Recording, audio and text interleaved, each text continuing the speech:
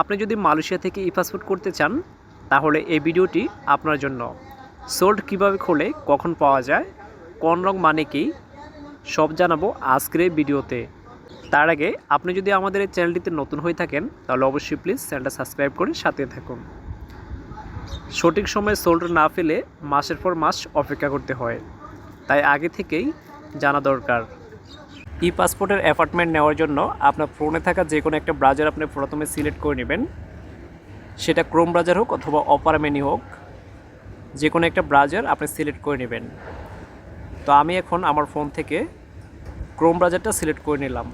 Chrome ব্রাউজারে click করার পরে এই যে এখানে যে সার্চ বার আছে এখানে টাইপ করবেন ইএসকেএল লিখে সার্চ করার পরে এই যে দেখেন এরকম একটা ইন্টারফেস চলে আসবে। এই যে প্রথমে যে ওয়েবসাইটটা আছে ইএসকেএল, এটার মধ্যে ক্লিক করবেন। ইএসকেএলে ক্লিক করার পরে এই যে আপনারা দেখতে পাচ্ছেন